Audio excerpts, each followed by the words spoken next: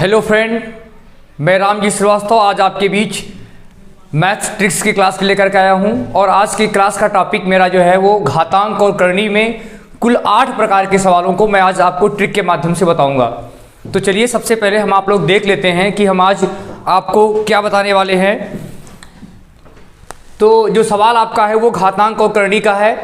और जैसे मान लीजिए ये पहले टाइप का प्रश्न आपका आता है कि जिसमें कि रूट के अंदर रूट करते हुए एक ही मान को बिना चिन्ह के साथ, अर्थात यहाँ कुछ नहीं है तो आप गुणा का चिन्ह मानेंगे और इस मान को आपको अनंत तक लिखा गया हो, तो ऐसी स्थिति में आपका मान क्या होगा।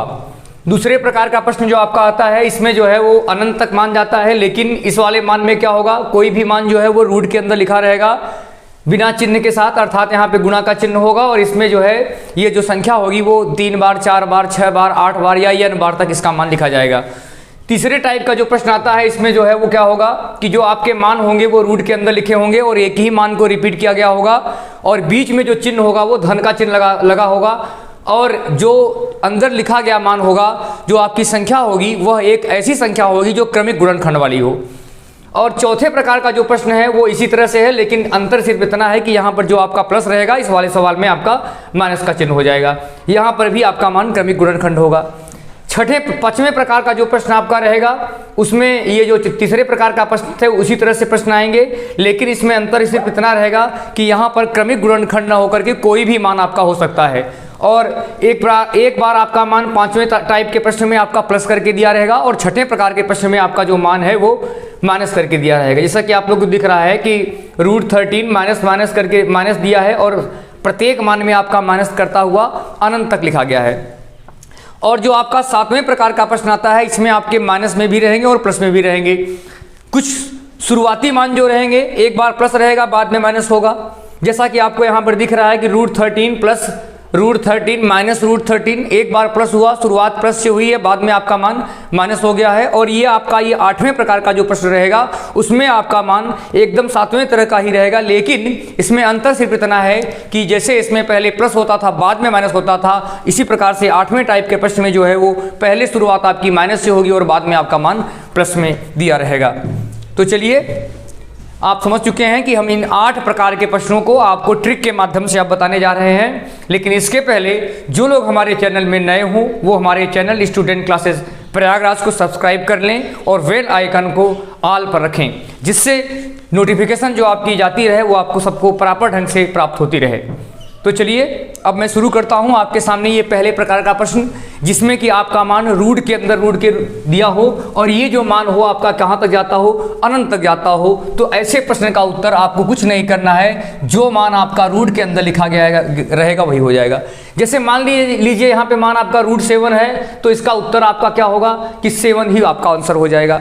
जैसे मान लीजिए √7 ना होता, कोई और भी मान होता, तो जो भी मान आपका रहेगा वही जस्ट आपका आंसर हो जाएगा। तो चलिए अब आप देख सकते हैं कि कितना कम समय लगा, कुछ सेकंडों में ही आप इस प्रश्न का उत्तर दे लेंगे।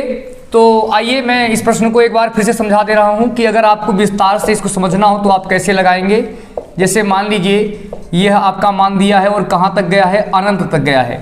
तो ऐसी स्थिति में आप देखेंगे कि यहाँ पर चूंकि इंटू का मान है तो यहाँ पर हमने क्या किया, दोनों तरफ के मानों में हमने क्या किया है, x से गुणा कर दिया। जब हम दोनों तरफ के मान में यहाँ भी x लिखा गया, यहाँ भी x लिखा, जब दोनों तरफ का मान का हम वर्ग करेंगे तो यहाँ तो स्क्वायर हो जाएगा, यहाँ रूट आपका हट जाएगा।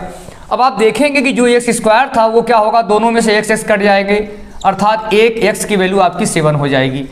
तो लेकिन आपको एग्जाम में इतने लंबे तरीके से नहीं लगाना है, आपको सिर्फ और सिर्फ कुछ नहीं करना है, जो आपका मान रूट के अंदर लिखा है वही आपका आंसर हो जाएगा। तो चलिए कुछ और भी मैं आपको उदाहरण के माध्यम से इस प्रश्नों को समझा दे रहा हूं और आप लोग इसमें इसका आंसर जो है वो कमेंट बॉक्स में देते जाइए। जल्दी जल्दी जो है वो इसका उत्तर आप लोग क्या करना है, कमेंट बॉक्स में उत्तर देना है, क्योंकि आप लोग इस प्रश्न को बहुत ही आसानी से समझ चुके हैं। चलिए एक सवाल मैं और दे रहा हूँ आपको, और इस सवाल में आपका मान दिया है कि रूट के अंदर क्या दिया है। रूट के अंदर जैसे मान लीजिए यहाँ पर 7 था, आपकी बार मैं क्या दे रहा हूँ, रूट के अंदर मैं यहाँ पर 13 दे रहा हूँ। तो जल्दी से आप लोग को बताना है कि अगर मैं इस वाले मान में रूट में 13 दे देता हूं तो इसका आंसर क्या होगा। जल्दी से आप लोग इसमें कमेंट बॉक्स में इस प्रश्न का जवाब दीजिए कि अगर मैं √13 करके देता हूं तो आप तुरंत बताइए कि इस प्रश्न का उत्तर कैसे आप देंगे और क्या देंगे। जल्दी बताइए। तो आप देख सकते हैं कि इस वाले प्रश्न में सभी में 13 दिया है, तो कुछ नहीं करना है, आपका सीधे उत्तर क्या हो जाएगा, 13 हो जाएगा और आप तुरंत आप इस प्रश्न का उत्तर दे सकते हैं। अब आप समझ चुके हैं कि जब भी इस तरह के सवाल आपके मिलेंगे जिसमें कि एक ही मान को रूट करके लिखा गया हो और बिना चिन्ह के साथ अर्थात गुणा का चिन्ह हो और आपका दिया गया मान अनंत तक जाता हो, ऐसी स्थिति में रूट के अंदर जिस मान को लिखा गया है वो रूट के बाहर वही आपका आंसर हो जाएगा। तो चलिए, पहले प्रकार के प्रश्न में हमें उम्मीद है कि आप समझ चुके होंगे और जब भी इस तरह के प्रश्न आएंगे अब आपके लिए वो समस्या नहीं रहेंगे और आप देखते ही उस प्रश्न का जवाब दे पाएंगे। तो चलिए अब मैं आगे बढ़ता हूं और आपके सामने ये दूसरे प्रकार का प्रश्न ला रहा हूं और ये दूसरे प्रकार का प्रश्न है, एकदम पहले जैसा ही है लेकिन थोड़ा सा अंतर है। अंतर क्या है, पहले ये बात आप लोग समझ लीजिए।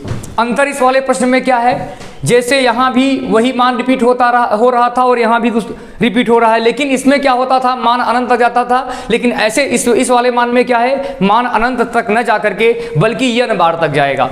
तो ऐसी स्थिति में मैं बता रहा हूं कि सूत्र को कैसे लिखेंगे आप। इसका सूत्र होता है कि p के पावर 2 के पावर n माइनस 1 बटे 2 के पावर n।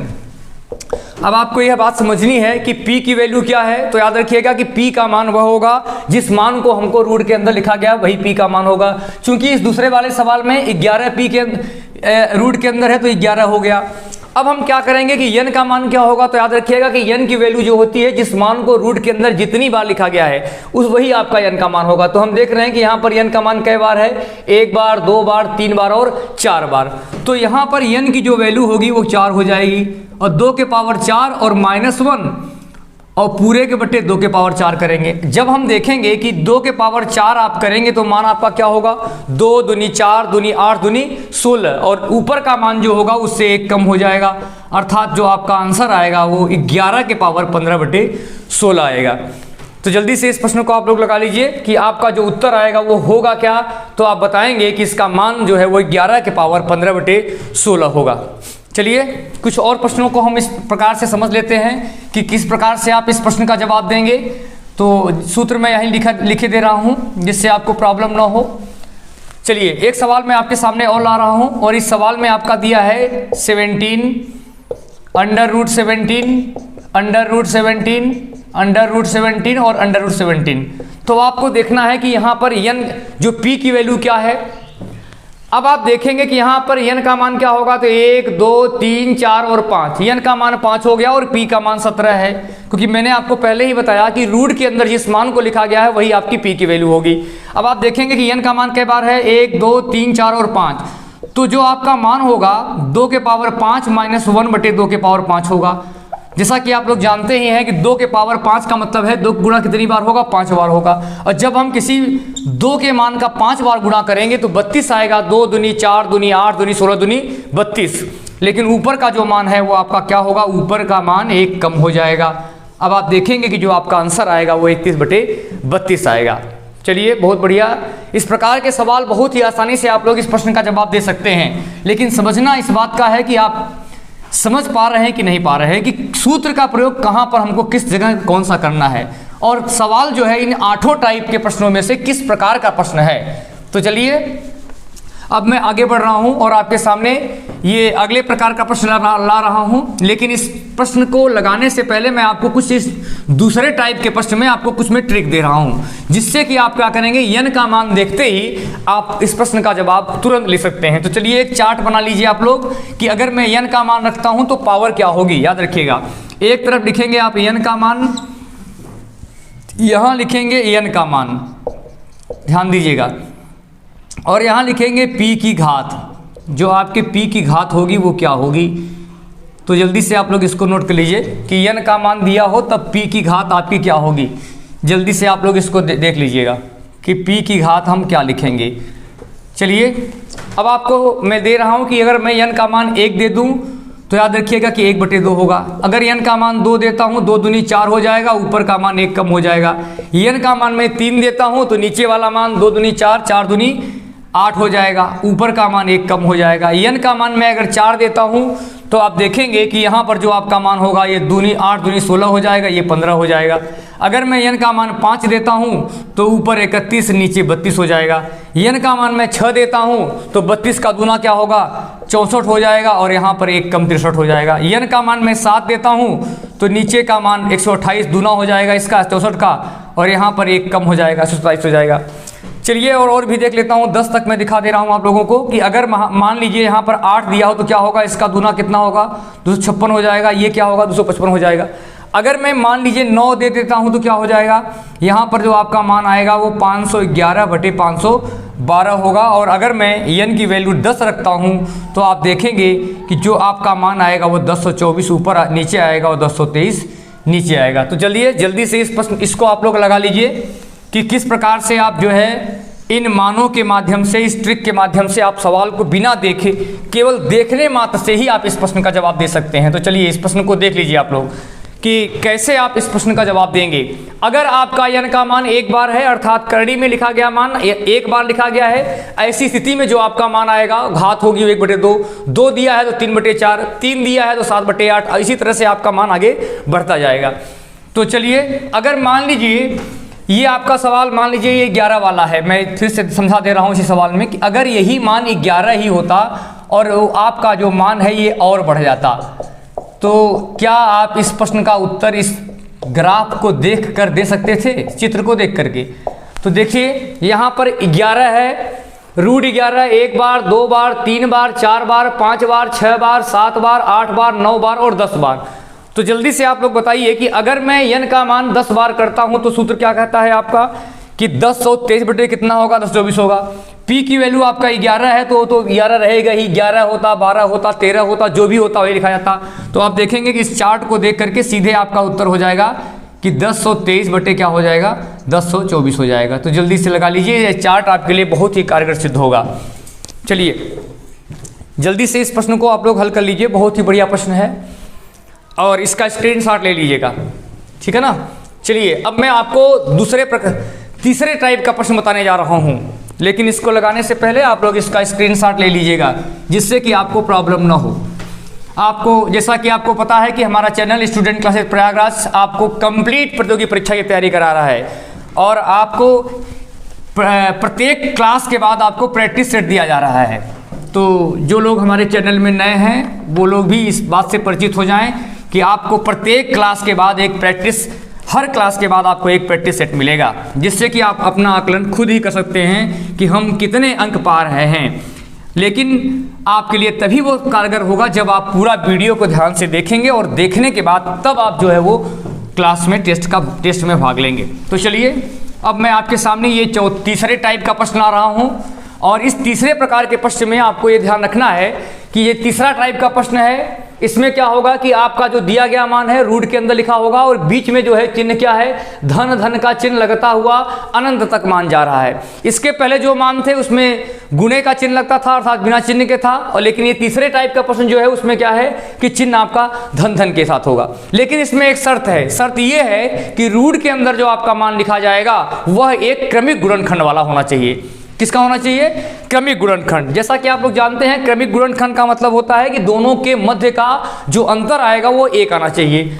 अब आप देखेंगे कि यहाँ पर जो मान लिखा है 20, तो इसका तरीका ये होता है जो मान लिखा गया है रूट के अंदर उसको हम बाहर निकाल देंगे, बाहर निकालेंगे। जैसा कि आप देख रहे हैं कि इसमें सवाल में 20 लिखा गया है, तो अब क्या करेंगे आप इसका 2 क्रमिक गुणनखंड करेंगे।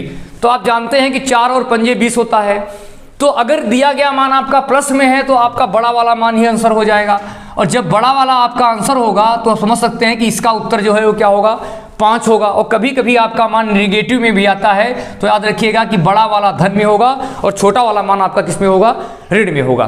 तो जल्दी से आप लोग इस प्रश्न को हल कर लीजिए। बड़ा वाला मान आप किस में होगा, धन में होगा, और छोटा वाला मान किस में होगा, ऋण में होगा। जल्दी से लगा लीजिए।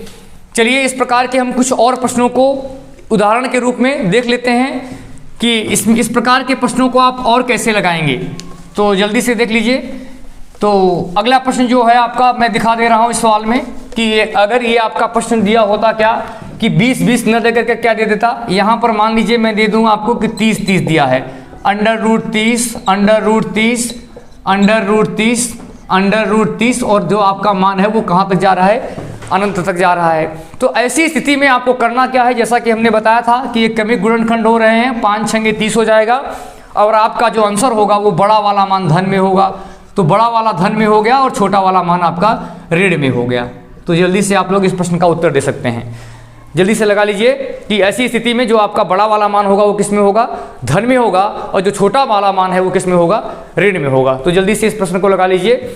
बहुत से लोगों को ये समझ में नहीं आ रहा होगा कि हम इस प्रश्न को ट्रिक के माध्यम से ही बता रहे हैं, तो चलिए हम एक बार विस्तार से भी आपको समझा दे रहे हैं कि अगर इस प्रश्न को आप कैसे समझेंगे।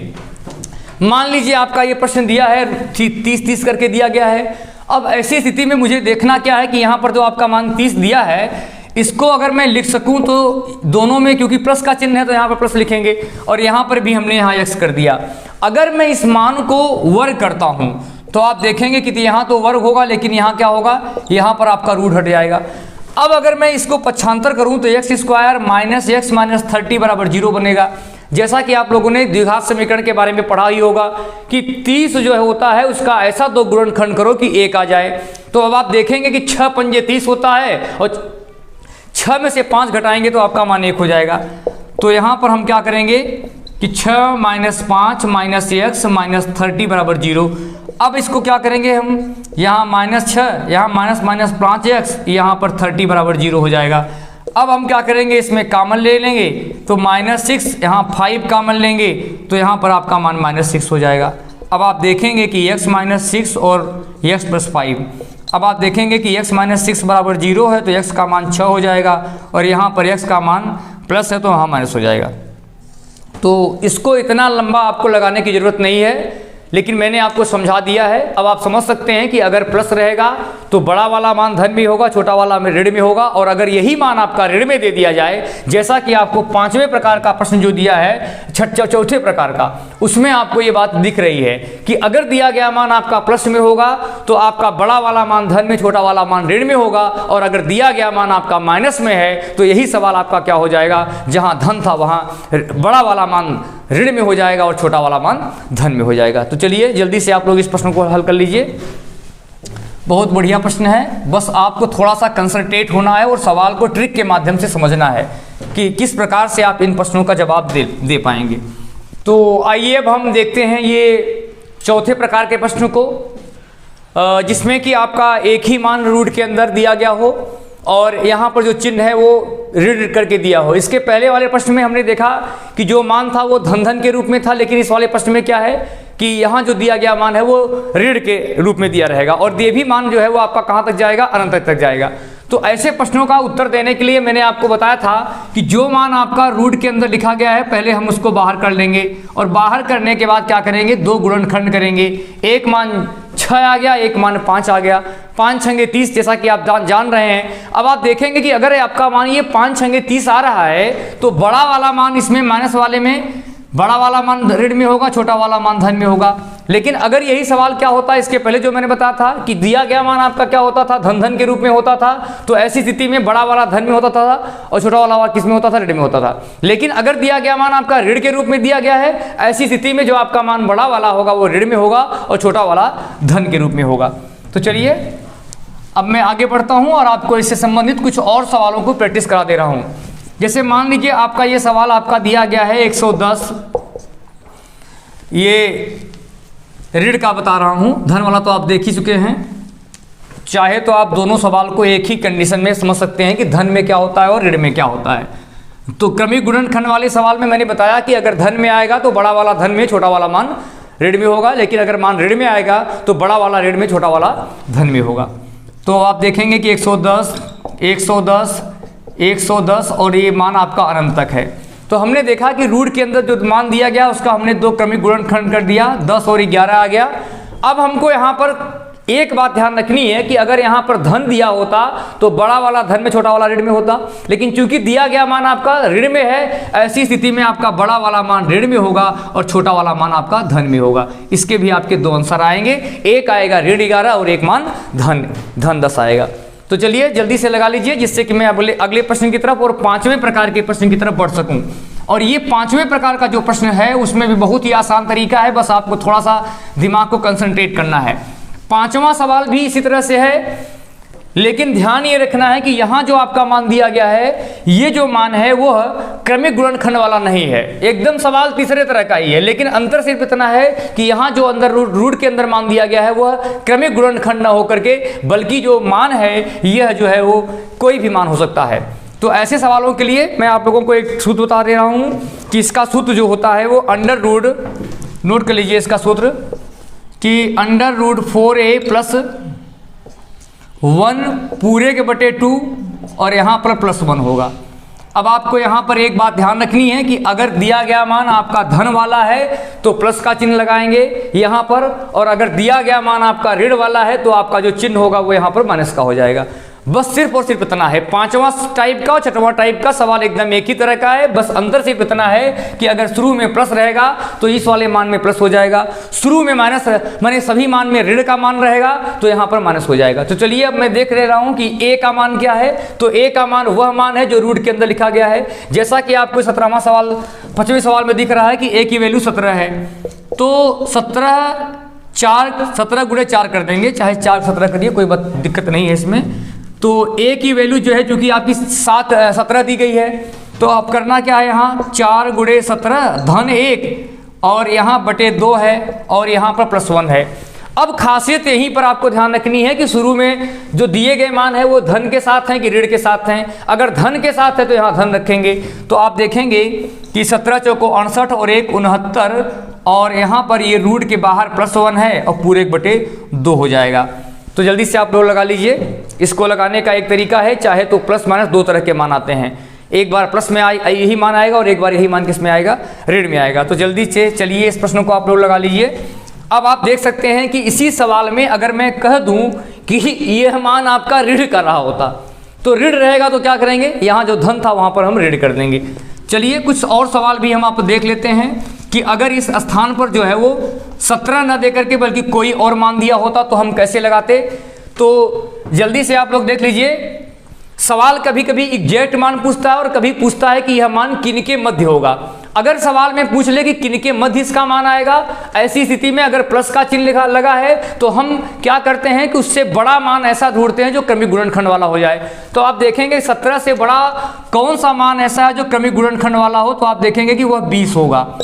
17 3 20 ही ऐसा मान है जो क्रमिक गुणनखंड का होगा 17 से बड़ा। अब आप देखेंगे कि 4 और 5 इसका मान आएगा, और जब आपका मान 4 और 5 आ गया इसका मतलब है कि जो आपका मान आएगा वह 4 और 5 के मध्य में आएगा। जल्दी से लगा लीजिए। सवाल इसमें 2 तरह का पूछता है, कभी तो एग्जैक्ट मान पूछता है तो सूत्र लगा के लगाएंगे, लेकिन कभी कभी क्या करता है, यह पूछ लेता है कि इसका मान किन किन 2 मानों के मध्य होगा। तो ऐसी स्थिति में अगर मान धन का लिखा गया है तो उसके आगे का क्रमिक मान देखते हैं, गुणनखंड करते हैं, और जो गुणनखंड आएगा उन्हीं के मध्य मान होगा। और अगर यही मान ऋण में रहा होता तो हम उसके पीछे का मान देखते। तो चलिए जल्दी से आप लोग लगा लीजिए। कुछ सवाल मैं आपको और दे रहा हूँ जल्दी से, कि यहाँ पर जो मैं आपको मान दे रहा हूँ रूट 13 करके दे रहा हूँ। रूट 13 एक बार प्लस वाला देख लीजिए आप लोग कि रूट 13 करके आपका मान दिया है और यहाँ पर जो मान आपका है वो प्लस करके दिया है। तो चलिए इस प्रश्न को आप कैसे उत्तर देंगे। एक प्रश्न आपका इसमें बन सकता है कि ऐसा कौन सा इसका मान जो है वो किन 2 मानों के मध्य होगा। तो अब आपको देखना है कि 13 से बड़ा ऐसा कौन सा मान है जो कि 13 से बड़ा ऐसा कौन सा मान है जो कि एक क्रमिक वाला मान हो। तो आप देखेंगे 3 चौक 12, 4 चौक 16, 4 तो 16 नहीं होगा, 4 पंजे 20। तो 13 से बड़ा जो मान होगा वो 20 होगा, अर्थात ये जो मान होगा वो 4 और 5 के मध्य आएगा। एक तरीका तो ये होगा। दूसरा तरीका हो कि अगर हमको एग्जैक्ट मान पता करना हो, पूरा सही मान क्या होगा, तो आपको सूत्र में रख देना है। अब जब आप सूत्र में इसका मान रखेंगे तो 13 चौको 52 हो जाएगा, 52 और 1 क्या है 53 हो जाएगा। तो रूट 53 धन 1/2। तो जल्दी से इस प्रश्न को आप लोग लगा लीजिए। 2 तरह के मान आते हैं, कभी तो आपका पूछता है कि किन किन 2 मानों के मध्य होगा, तो आपको क्या करना है कि इससे धन में दिया है तो उसके बड़ी क्रमिक संख्या ढूंढते हैं, उसका गुणनखंड करते हैं, और अगर यही मान ऋण में होगा तो हम उसके पीछे की संख्या को देखेंगे। तो चलिए अब मैं अगले प्रश्न की तरफ जा रहा हूं जो आपका छठे टाइप का है, और इस छठे प्रकार के प्रश्न में हमको सिर्फ और सिर्फ एक बात का ध्यान रखना है कि यहां पर जो दिया गया मान है आपका धन न देकर के बल्कि क्या है, ऋण करके है। तो जल्दी से आप लोग देख लीजिए कि अगर दिया गया मान आपका धन न हो बल्कि क्या हो, ऋण के रूप में है, जैसा कि आपको सवाल दिख भी रहा होगा जो दिया गया है कि इस तरह से अगर आपका मान दिया हो, तो ऐसी कंडीशन में आपको अगर ये पूछ ले कि इसका मान किन दो मानों के मध्य होगा, तो आप देखेंगे कि यहाँ जो चिन्ह है वो आपका ऋण का है। तो अब आपको करना क्या है कि 13 से छोटी वह कौन सी संख्या है जो क्रमिक गुणनखंड वाली हो। तो आप देखेंगे 13 छोटी संख्या 12 है जो क्रमिक गुणनखंड होता है 3 और 4। तो अगर आपके विकल्प में यह सवाल दिया है कि किनके मध्य होगा, तो आपका उत्तर क्या होगा कि यह जो मान आएगा वह 3 और 4 के मध्य आएगा। लेकिन अगर आपका मान एकदम एग्जैक्ट पूछ ले कि सही सही इसका पूरा पूरा मान क्या होगा, तो आपको इस सवाल में क्या करना पड़ेगा, जहां पर यहाँ धन किए थे वहां पर ऋण कर देंगे, और आप देखेंगे कि जो पहले वाला सवाल था एकदम उसी तरह लग जाएगा। अब आपको करना क्या है, 13 चौको 52 और 52 क्या होगा 53, रूट 53, और धन कब होता, जब आपका मान धन में दिया होता, लेकिन चूंकि दिया गया मान आपका ऋण में है इसलिए इसकी वैल्यू जो होगी वो ऋण के रूप में आएगी। तो चलिए जल्दी से आप लोग इस प्रश्न को हल कर लीजिए।